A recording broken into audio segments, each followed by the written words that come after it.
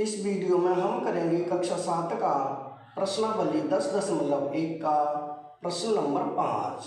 प्रश्न है, निम्नलिखित व्यंजकों को एक पदी, द्विपद और त्रिपद के रूप में वर्गीकृत कीजिए। यानी कि ये व्यंजक हमें दिए हुए हैं, इन व्यंजकों में से हमें बताना है कौन सा व्यंजक एक पदी है, कौन सा व्यंजक द्विपद है और कौन सा व्यंजक त्रिपद है।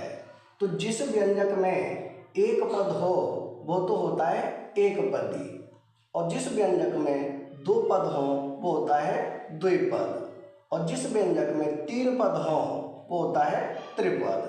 तो सबसे पहले देखें इसका पहला भाग। पहले भाग में है 4y - 7z। अब इसमें कितने पद हैं? एक और दो। कितने पद हैं? दो पद हैं, तो यह हो जाएगा द्विपद। यहाँ लिख देंगे हम द्विपद।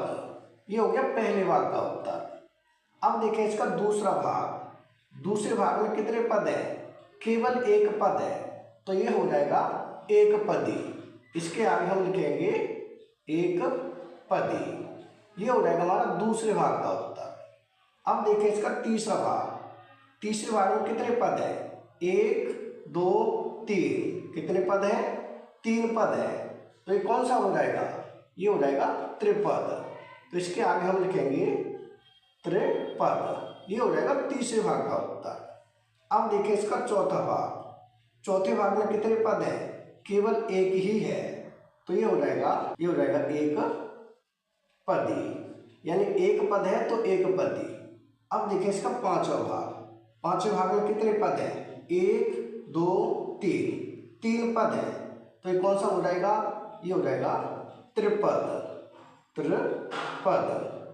अब देखेंगे छठवां भाग। छठवें भाग में कितने पद हैं? एक, दो।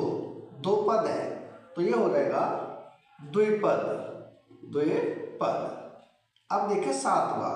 सातवें में कितने पद हैं? एक, दो। दो पद हैं, तो ये हो जाएगा द्विपद। अब देखें आठवां। आठवें में कितने पद हैं? केवल एक ही पद है, तो यहाँ लिखेंगे एक पदी। ये हो जाएगा एक पदी। अब देखें इसका नौवां भाग। नौवें भाग में कितने पद हैं? एक, दो, तीन। तीन पद है, तो ये कौन सा हो जाएगा? त्रिपद। यहाँ लिखेंगे हम त्रिपद। अब देखें 10वां भाग। 10वें भाग में है एक, दो। दो पद है, तो ये हो जाएगा द्विपद। यहाँ लिख देंगे द्विपद। अब देखें इसका 11वां भाग। 11वें में कितने पद हैं? एक, दो। दो पद है इसमें भी, तो ये भी हो जाएगा द्विपद। ये हो गया द्विपद।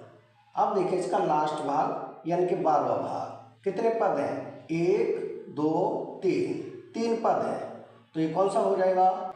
ये हो जाएगा त्रिपद। तो यहाँ लिखेंगे त्रिपद। ये हो गया त्रिपद। यानी इस प्रश्न में हमें केवल यही बताना था कि कौन सा व्यंजक है वो एक पदी है, कौन सा द्विपद है, कौन सा त्रिपद है, जो कि हम बता चुके हैं।